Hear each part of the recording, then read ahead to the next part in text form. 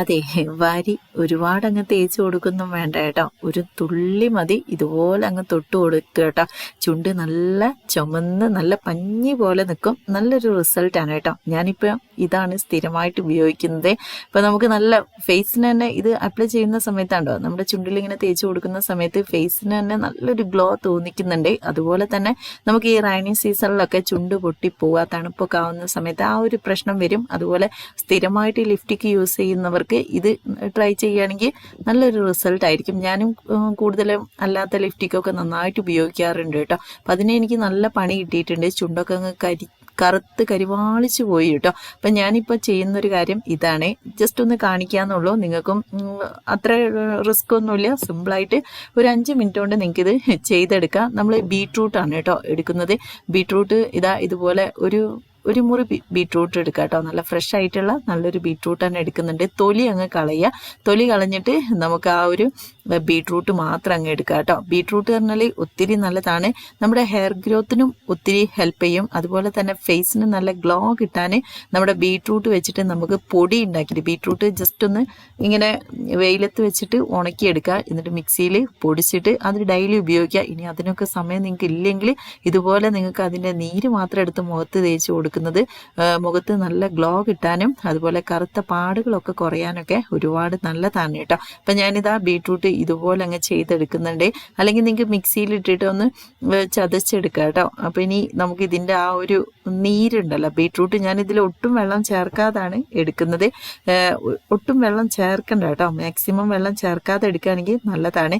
ഇത് നല്ലൊരു ബീട്രൂട്ടുമാണ് കേട്ടോ. പ്രത്യേക ഒരു കളറാണ്, സാധാ ബീട്രൂട്ടിനേക്കാൾ കുറച്ചും കൂടി ഒരു കളർ കൂടുതലാണ് കേട്ടോ. അപ്പോൾ ആ ബീട്രൂട്ടിൻ്റെ ആ ഒരു നീര് മാത്രം ഞാനങ്ങ് എടുക്കുന്നുണ്ട് കേട്ടോ. ഇനി എന്ത് ചെയ്യണം എന്ന് വെച്ചാൽ നമുക്ക് ഒന്ന് ചൂടാക്കുക, നന്നായിട്ട് അങ്ങ് തിളപ്പിക്കുക. ഇത് ഒരുപാടൊന്നുമില്ല, അപ്പോൾ ചെറിയൊരു അളവിലുള്ളൂ കേട്ടോ. ഞാൻ ജസ്റ്റ് ഒന്ന് കാണിക്കാം. ഞാൻ മുന്നേ ഇതുപോലെ ഉണ്ടാക്കി വെച്ചിട്ടുണ്ട്. അപ്പോൾ ഇതേപോലെ നമ്മളിങ്ങനെ തിളപ്പിക്കുക കേട്ടോ. നന്നായിട്ട് അങ്ങ് വെട്ടി തിളപ്പിക്കുക. അപ്പോൾ തിളച്ച് വരുന്ന സമയത്ത് ഇതിൽ ചെറിയ വെള്ളമൊക്കെ ഉണ്ടെങ്കിൽ അതൊക്കെ അങ്ങ് പൊട്ടി തിളയ്ക്കുന്ന സമയത്ത് അതൊക്കെ അങ്ങ് കുറുകി വരും കേട്ടോ.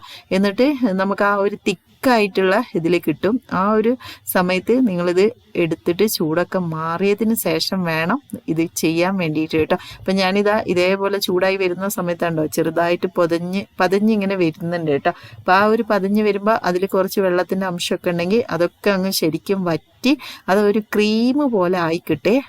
ഒരുപാടങ്ങ് വെള്ളം ചേർക്കരുതേ. അത് ഞാൻ എടുത്തു പറയുന്നതിൻ്റെ കാരണം എന്ന് വെച്ചാൽ വെള്ളം ചേർത്തിട്ടുണ്ടെങ്കിൽ ഒരുപാട് ബുദ്ധിമുട്ടായിരിക്കും കേട്ടോ. ഇതിപ്പോൾ ഞാൻ ഒട്ടും വെള്ളം ചേർക്കാത്തതുകൊണ്ട് ഇത് നമുക്ക് നല്ല തിക്കായിട്ട് കിട്ടാൻ കണ്ടോ ഇതുപോലെ കിട്ടും കേട്ടോ. എന്നിട്ടിത് പിന്നീടാണ് ഇത് എടുക്കാൻ കുറച്ച് ബുദ്ധിമുട്ടായിരുന്നു കേട്ടോ. എനിക്ക് ഇതങ്ങനെ എടുക്കാൻ പറ്റുന്നില്ലായിരുന്നു. അപ്പോൾ എന്തായാലും ഞാനൊരു ഇല വെച്ചിട്ട് ഇതുപോലെ അങ്ങനെ കോരിയെടുക്കാൻ കേട്ടോ ചെയ്തത്. കാരണം സ്പൂൺ കൊണ്ടൊക്കെ എടുക്കുമ്പോൾ നമുക്ക് കറക്റ്റായിട്ട് അത് കിട്ടുന്നില്ല. ഇത് ഇങ്ങനെ ചെയ്തപ്പോൾ ചെറിയൊരളവിലുള്ളൂ കേട്ടോ, കുറച്ചുള്ളൂ, ഒരുപാടൊന്നുമില്ല. ശരിക്കും നമുക്കിത് കുറച്ച് മതി കേട്ടോ, ഇച്ചിരി എടുത്താൽ മതി.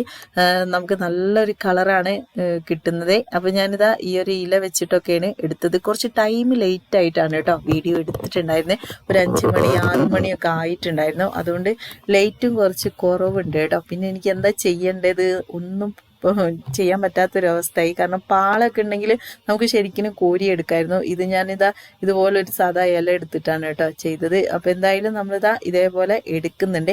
ഇനി എന്താ ചെയ്യേണ്ടതെന്ന് വെച്ചാൽ ഇതിലേക്ക് നിങ്ങൾക്ക് നെയ്യ് വേണമെങ്കിൽ ഇച്ചിരി നെയ്യ് ആഡ് ചെയ്ത് കൊടുക്കാം കേട്ടോ. നെയ്യ് ആഡ് ചെയ്ത് കൊടുക്കുകയാണെങ്കിൽ ഒത്തിരി നല്ലതാണ്.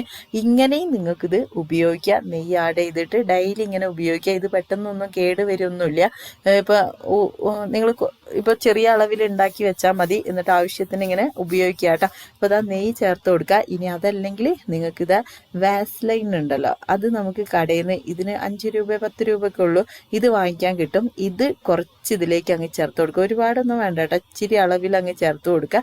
എന്നിട്ട് നമുക്ക് മിക്സ് ചെയ്യുകയാണെങ്കിൽ നല്ല തിക്കായിട്ട് കിട്ടും. അപ്പോൾ നമുക്കൊരു ക്രീം പോലെ നന്നായിട്ട് തിക്കായിട്ട് വരും. എന്നിട്ട് നിങ്ങൾക്ക് ഇതൊരു ചെറിയൊരു കുപ്പിയിലോ പാത്രത്തിലോ എന്തിലെങ്കിലും എടുത്ത് വെക്കുക. അപ്പോൾ എൻ്റെ അടുത്ത് ഇങ്ങനെ ലിപ് ബാം തീർന്നിട്ടുള്ളൊരു ഇതേപോലത്തെ ഒരു പാത്രം ഉണ്ടായിരുന്നു കേട്ടോ. അപ്പം ഞാൻ അതിലാണ് ഇട്ട് വെക്കുന്നത്. ഞാൻ ചുമ്മാ പറയല്ല, ഇത് നിങ്ങൾ ട്രൈ ചെയ്യേണ്ട ഒരു സംഭവമാണ് കേട്ടോ.